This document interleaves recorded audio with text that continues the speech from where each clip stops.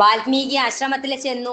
വാൽമീകി ആശ്രമത്തിൽ ചെന്ന് അവിടെ ചെന്നിട്ട് പറഞ്ഞു, ഞാന് ശ്രീരാമചന്ദ്രൻ അനുജനോടും ഭാര്യയോടും കൂടിയിട്ട് വന്നിട്ടുണ്ട്, അതൊന്ന് മഹർഷിയോട് പറയുമോ എന്ന് ചോദിക്കുകയാണ്. ഇത് കേട്ട വഴി വാൽമീകി മഹർഷിക്ക് സന്തോഷമായി. അദ്ദേഹം അവിടുന്ന് വേഗം വന്ന് ശ്രീരാമചന്ദ്രനെ കൺകുളിർക്കെ കണ്ട് നമസ്കരിച്ച് വേണ്ട പൂജകളെല്ലാം അർപ്പിച്ചു. ഭക്ഷിക്കാനായിട്ട് മധുരമുള്ള കായ്കനികളെല്ലാം കൊടുത്തു. ഇതെല്ലാം കഴിഞ്ഞ് വിശ്രമിച്ചതിന് ശേഷം രാമൻ മഹർഷിയോട് ചോദിച്ചു, ഗുരുനാഥനല്ലേ, ചോദിച്ചു, ഞാൻ പിതാവിൻ്റെ അച്ഛൻ്റെ ആജ്ഞ അനുസരിച്ചിട്ടാണ് ഈ വനത്തിലേക്ക് വന്നിട്ടുള്ളത്. അവിടുത്തെ പോലുള്ള ഗുരുക്കന്മാർക്ക് എല്ലാം അറിയും.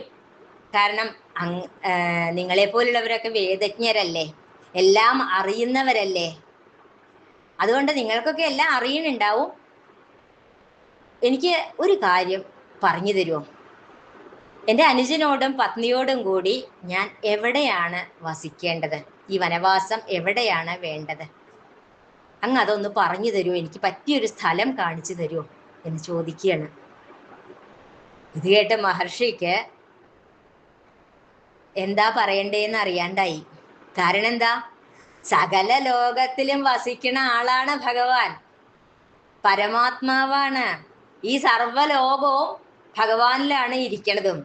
അങ്ങനെയുള്ള ഭഗവാൻ എവിടെയാണ് കഴിയേണ്ടത് എന്ന് ചോദിച്ചാൽ എന്താ പറയുക? എന്തായാലും ചോദിച്ച സ്ഥിതിക്ക് പറയാതിരിക്കാൻ പറ്റില്ലല്ലോ, പറയാം എന്ന് പറഞ്ഞു. എന്നിട്ട് അദ്ദേഹം വാസസ്ഥലങ്ങളെ കുറിച്ച് പറയുകയാണ്.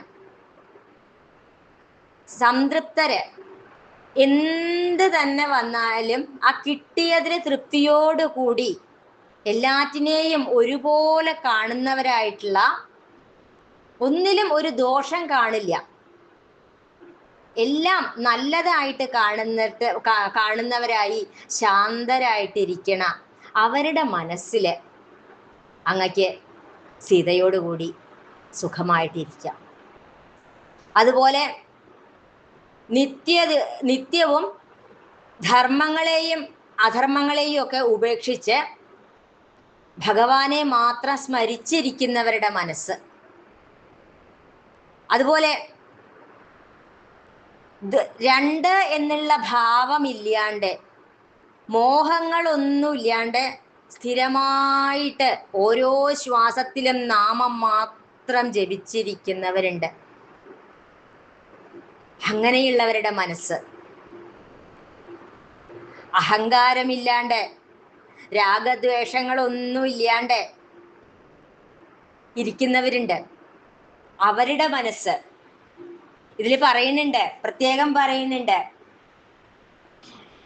ലോഷ്ടാശ്മ കാഞ്ചന തുല്യമതികളാം ശ്രേഷ്ഠമതികൾ മനസ്തവ മന്ദിരം എന്ന് പറയുന്നുണ്ട് പ്രത്യേകം.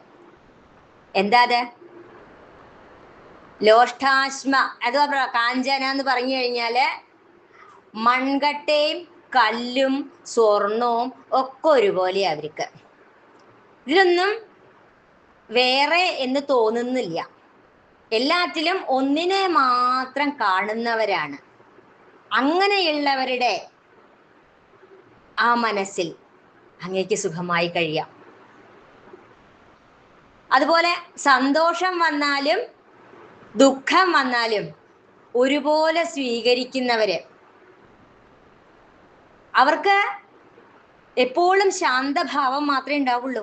ഇതൊക്കെ മായയാണ്, ഇതിലൊന്നും എനിക്ക് ബാധകമില്ല, സത്യമായിട്ടുള്ളത് ഒന്ന് മാത്രമേ ഉള്ളൂ. അങ്ങനെ ചിന്തിക്കുന്നവര്, അവരുടെ മനസ്സിൽ പിന്നെ ഈ ജനനം, ശൈശവം, കൗമാരം, വാർദ്ധക്യം അങ്ങനെയുള്ള 6 ഭാവങ്ങളില് ഈ ശരീരത്തിന് മാത്രമേ ഉള്ളൂ രൂപഭേദങ്ങളൊക്കെ. അതിനുള്ളിലിരിക്കുന്ന ആത്മാവിന് യാതൊരു മാറ്റവും സംഭവിക്കണില്ല. ഈ വിശപ്പ്, ദാഹം ഇതെല്ലാം ശരീരത്തിന് മാത്രമുള്ളതാണ്. അങ്ങനെ ഇതെല്ലാം ശരീരമാണ്. ആത്മാവിന് ഇതൊന്നും ബാധകല്ല. ഈ ശരീരം എന്ന് പറയണത് ഇന്നല്ലെങ്കിൽ നാളെ കൊഴിഞ്ഞു പോകുന്നതാണ്. ഇങ്ങനെയെല്ലാം മനസ്സിലാക്കി തങ്ങളുടെ ആ ആയുസ്സിനെ ഭഗവത് പാദങ്ങളിൽ അർപ്പിച്ചുകൊണ്ട് ഭഗവാൻ മാത്രം ആശ്രയം എന്ന് ശരണാഗതി ചെയ്യുന്നവരുടെ ആ മനസ്സില് അവിടത്തേക്ക് സുഖമായിട്ട് കഴിയാം രാമ.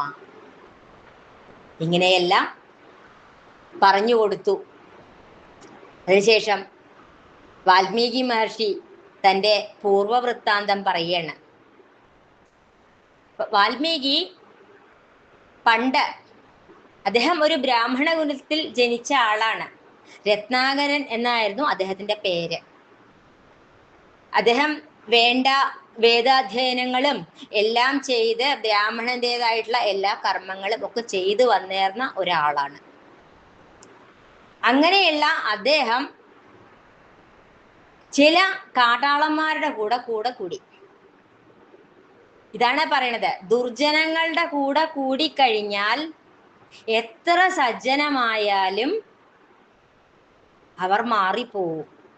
കുറച്ചു നേരം മതി ആ മനോഭാവം മാറിപ്പോവാനായിട്ട്.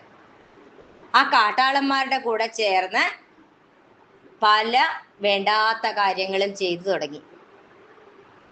ബ്രാഹ്മണ കുലത്തിൽ ജനിച്ചു എന്ന് മാത്രമേ ഉള്ളൂ. പക്ഷെ അദ്ദേഹത്തിന്റെ ജീവിതവൃത്തി മുഴുവനും ശൂദ്രന്മാരുടെ പോലെയായി. അങ്ങനെ അതിൽ ഒരു ശൂദ്ര സ്ത്രീയായിട്ട് വിവാഹം കഴിച്ചു. അതിന് കുറെ കുട്ടികളുണ്ടായി. പിന്നെ അവരെ നോക്കണല്ലോ. അവരെ നോക്കാൻ വേണ്ടിയിട്ട് തനിക്ക് അറിയാവുന്നത് എന്താ?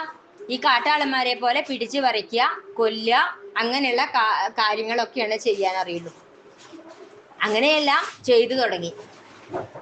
അങ്ങനെ ആ കാട്ടിലൂടെ പോകുന്നവരെ മുഴുവനും പിടിച്ചു നിർത്തും, ഉപദ്രവിക്കും, അവരുടെ കയ്യിലുള്ളതെല്ലാം കൊള്ളയടിക്കും. അങ്ങനെ പോകുന്ന സമയത്ത് ഒരു ദിവസം സപ്തർഷികള് ആ വഴിക്ക് വന്നു. ഈ രത്നാകരന് ഇതിപ്പോ സപ്തർഷിയാണോ വേറൊരാളാണോ എന്നൊന്നും നോക്കലില്ല. വേഗം അവരെയും പിടിച്ചു പറിക്കാനായിട്ട് നിന്നു.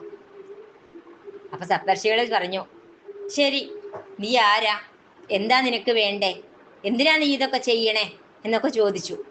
അപ്പൊ പറഞ്ഞു, എനിക്ക് ഭാര്യയുണ്ട്, മക്കളുണ്ട്, അവർക്കൊക്കെ വിശപ്പും ദാഹവും മാറ്റാൻ എനിക്ക് വേറെ വഴിയൊന്നും അറിയില്ല, എനിക്കിത് മാത്രമേ അറിയുള്ളൂ. അപ്പൊ അതുകൊണ്ടാണ് ഞാനത് ചെയ്യണത് എന്ന് പറഞ്ഞു. ആ, എന്നാ ശരി, ആയിക്കോട്ടെ. എന്നാ നീ ഒരു കാര്യം ചെയ്യോ, നീ ഈ ചെയ്യുന്നത് മഹാപാപാണ്.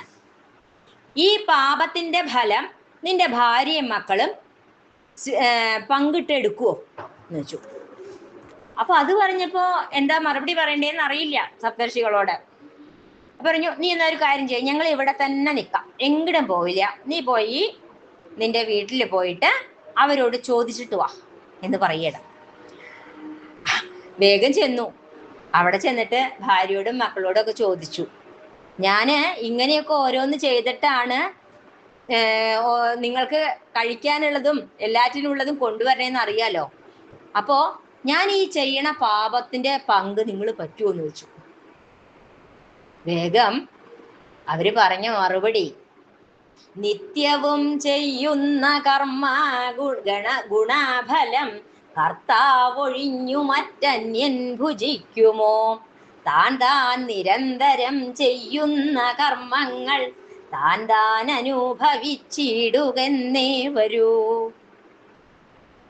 നമ്മള് അവനവൻ ചെയ്യുന്ന കർമ്മത്തിന്റെ ഫലം അത് അവനോ തന്നെ അനുഭവിക്കണം.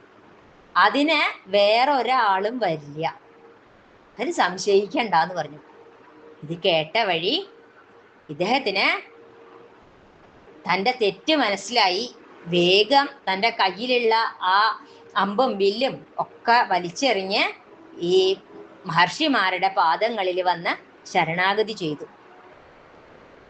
എന്നിട്ട് പറഞ്ഞു, എന്നെ രക്ഷിക്കണം, എൻ്റെ അറിവില്ലായ്മ കൊണ്ട് ചെയ്തു പോയ കുറേ തെറ്റുകളാണ്, ഇതിൽ നിന്ന് രക്ഷപ്പെടാൻ ഞാൻ എന്താ ചെയ്യണ്ടേ? അവിടുന്ന് ഉപദേശിച്ചു തരണം എന്ന് പറയണ. വേഗം സപ്തർഷികള് പറഞ്ഞു, ഗുരുനാഥന്മാര് രാമനാമം ജപിക്കാൻ ഉപദേശം കൊടുക്കാൻ പുറപ്പെട്ടു. അപ്പോ ഇതിനെ പറ്റിയൊന്നും അറിയാത്ത ഒരാളോട് ഇപ്പൊ രാമ എന്ന് ജപിക്കാൻ പറയാൻ, അത് ജപിക്കാൻ പറ്റണ്ടേ? അപ്പൊ അവര് വേറെ ഒന്ന് മറിച്ച് പറഞ്ഞു കൊടുത്തു. മര എന്ന് പറഞ്ഞു കൊടുത്തു. 2 മരങ്ങളെ കാണിച്ചു കൊടുത്തിട്ട് മര മര മര എന്ന് ജപിച്ചോളാൻ പറഞ്ഞു.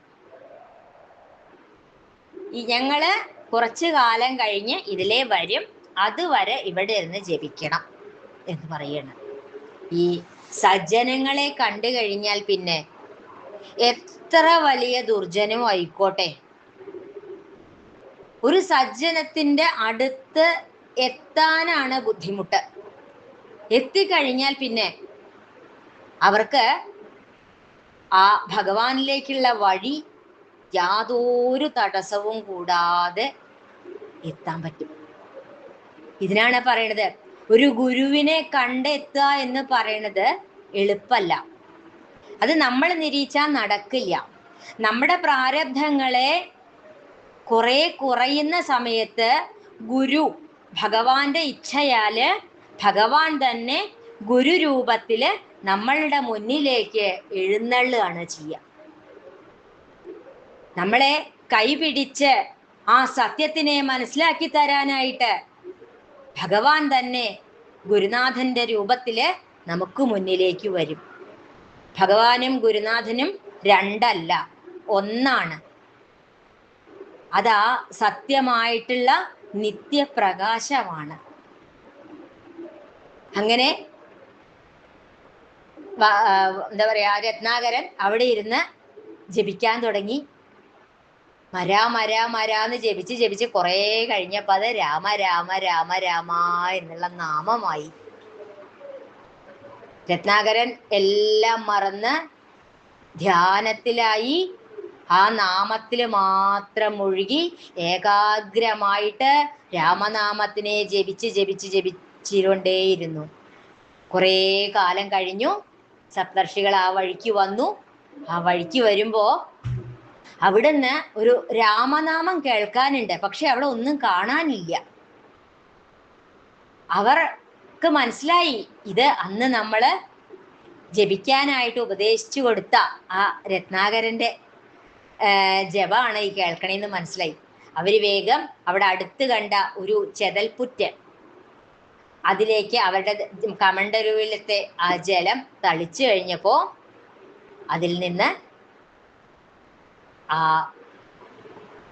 മഹാശ്രേഷ്ഠനായിട്ടുള്ള വാൽമീകത്തിൽ നിന്നും ജനിച്ചു വന്നത് എന്നുള്ള നിലയ്ക്ക് വാൽമീകി എന്ന് നീ അറിയപ്പെടും, നീ മഹാനായിട്ടുള്ള ഒരു തപസ്വിയായി തീരും എന്ന് പറഞ്ഞുകൊണ്ട് ആ വാൽമീകി മഹർഷിയായി മാറി. അങ്ങനെ തൻ്റെ പൂർവവൃത്താന്തത്തിനെ പറഞ്ഞു കൊടുത്തു. ചിത്രകൂടത്തിലെ ശിഷ്യന്മാരോട് കൂടിയിട്ട് രാമദേവനെ കൊണ്ടുപോയി ആ ചിത്രകൂട പർവ്വതത്തിനും ഗംഗയ്ക്കും ഇടയിലായിട്ട് നല്ലൊരു ആശ്രമം പണിതു. 2 ശാലകളാണ് നിർമ്മിച്ചതെന്ന് പറയുന്നു. കിഴക്ക് പടിഞ്ഞാറായിട്ടും തെക്ക് വടക്കായിട്ടും 2 ശാലകൾ നിർമ്മിച്ചു എന്നാണ് പറയണത്. എന്നിട്ട് മഹാമുനി പറഞ്ഞു, ഇവിടെ താമസിച്ചോളൂ, ഇവിടെ ഒരു ബുദ്ധിമുട്ടും വരില്ല, നിത്യപൂജകൾക്കൊക്കെ വേണ്ട എല്ലാം ഇവിടെ ഉണ്ടാവും, ഇന്ദ്രന്മാരു പോലും വാഴണ പോലെ അങ്ങ് സീതയോടും ലക്ഷ്മണനോടും കൂടി ഇവിടെ സുഖമായി കഴിഞ്ഞോളൂ എന്ന് പറഞ്ഞുകൊണ്ട് വാൽമീകി മഹർഷി അവിടെ നിന്ന് തിരിച്ചു പോവുകയാണ് ചെയ്തത്. ഞാൻ ഇടയ്ക്ക് വരാം എന്ന് പറഞ്ഞുകൊണ്ട്. പിന്നെ നമ്മൾ കാണുന്നത് അയോധ്യ രാജധാനിയാണ്. രാജധാനിയിലെ അതെ, അടുത്ത ക്ലാസ്സിൽ പറയാം. നമുക്ക് ഇന്നും 3